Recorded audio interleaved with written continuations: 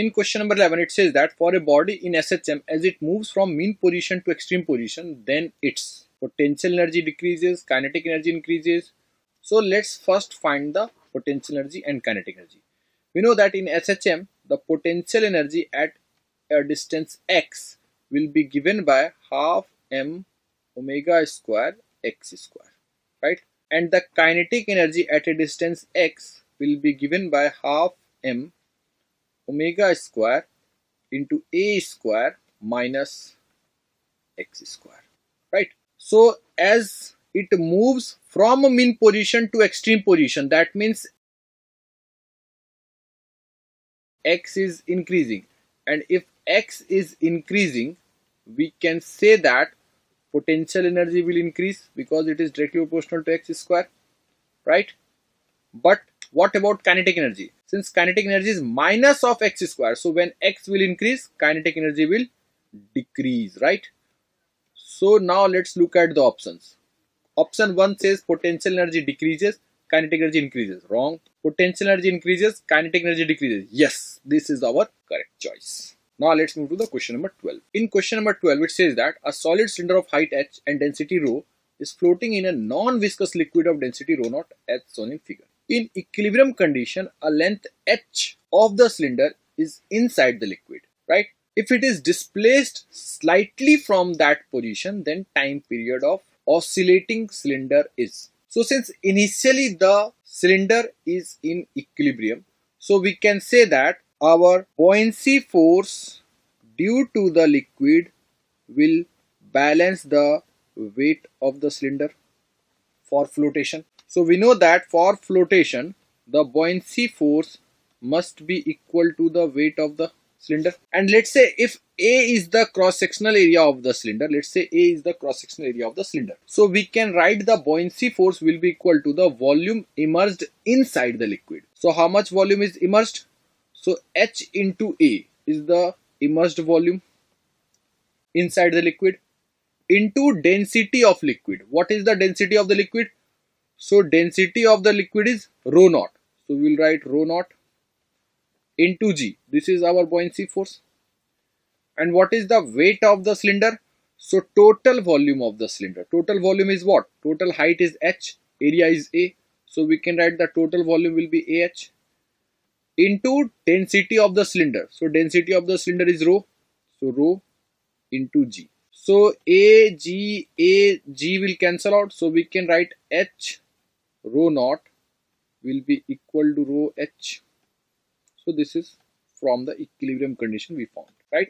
Now in the last statement it says that if it is displaced slightly from that position, then a time period. So if I displace, let's say I press it slightly downward. So when I press it slightly downward, so let's say it moves by some distance x. Let's say it moves by some distance x. So if I press it downward, so we can say that the displacement x will be downward. So if I take downward direction as a positive, the direction of the displacement should be taken as positive. So if I take this one as a positive direction, if I displace it downward, right? Now, what is the extra force due to this displacement? Since mg will not change, the buoyancy force was acting on this h height already.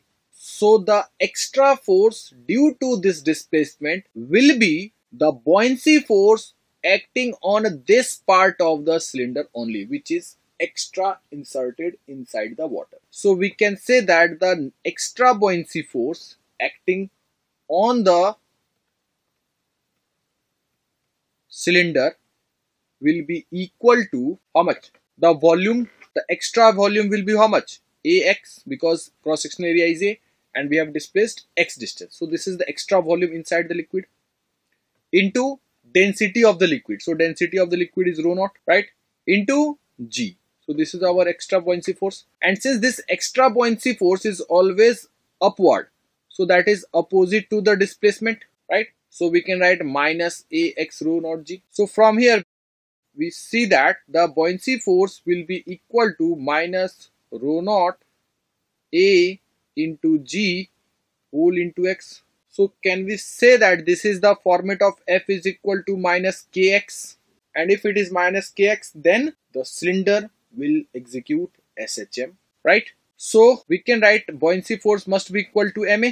So minus rho naught a g into x. So acceleration can be written as d2x upon dt square will be equal to minus rho naught a g divided by mass of the cylinder. What is the mass of the cylinder? We have already calculated what is the mass of the cylinder. So that will be equal to AH into rho.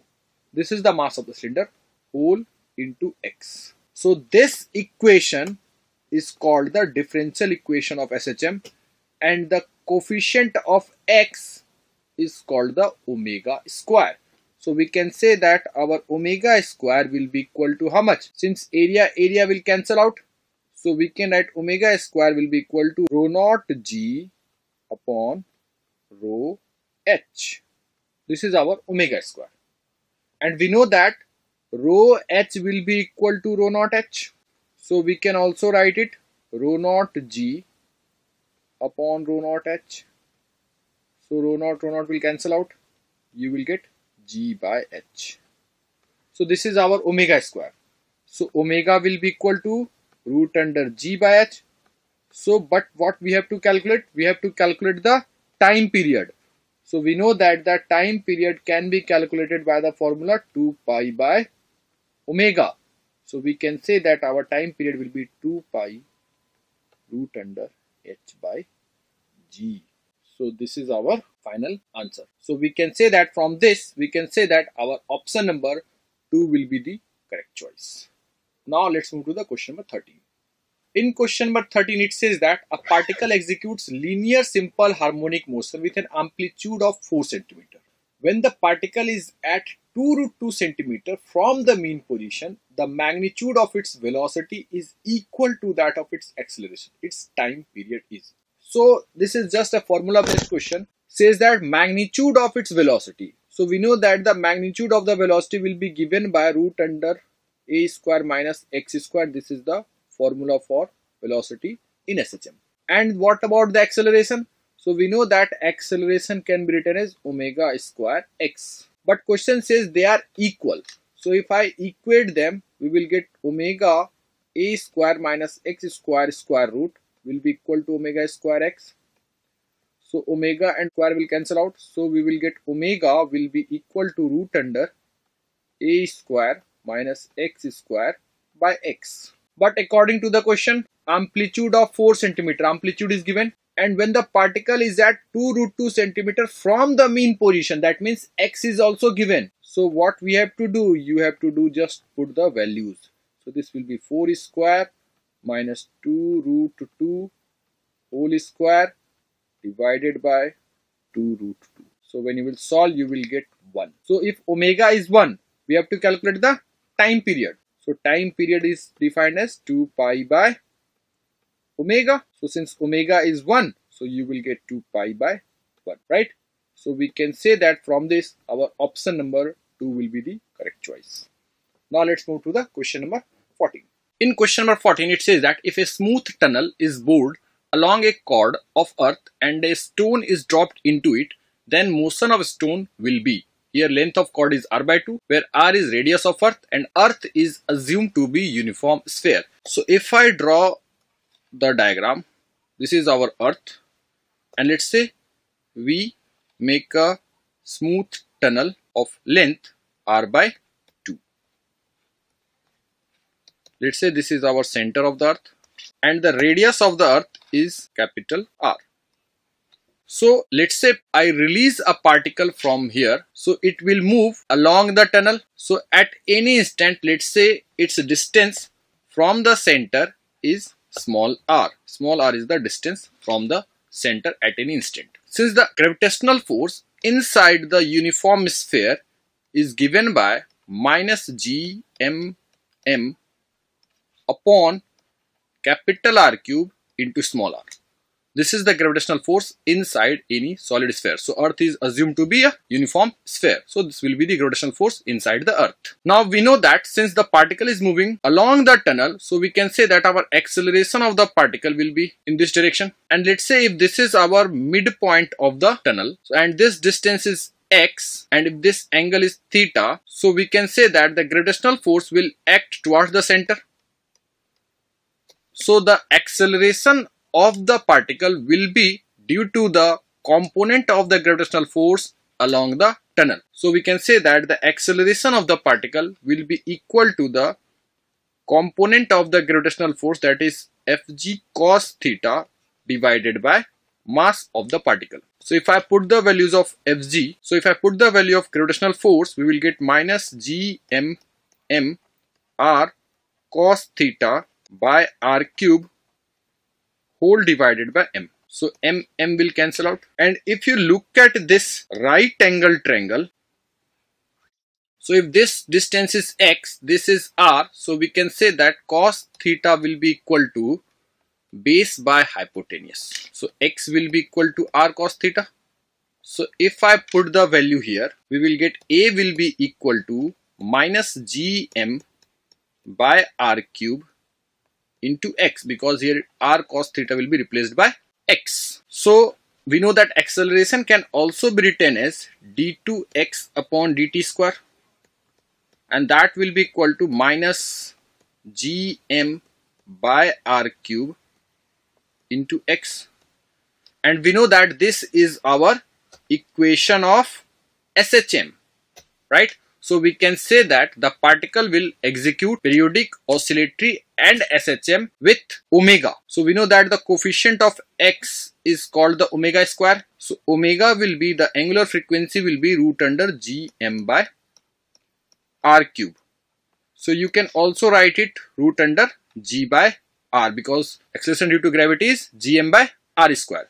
So we can say that our time period of this SHM will be equal to 2 pi by omega, or you can write 2 pi root under r by g. So we can say that the particle will execute periodic, oscillatory and SHM with time period 2 pi root under r by g. So we can say that our option number 2 will be the correct choice. Now let's move to the question number 15. In question number 15, it says that equation of a transverse wave pulse is y is equal to 9 upon 3 plus x minus 10t whole square, where x and y are is in meter and t is in seconds, the speed of the wave pulse. We know that any function which is in the format of fx minus vt represents a wave function, right? Where the coefficient of time is the velocity of the wave, right? So here, as we compare this, here x, coefficient of x is 1 and the coefficient of time is what? 10. So if I compare these two, we can say that the velocity will be equal to 10 meter per second. So my option number 3 will be the correct choice.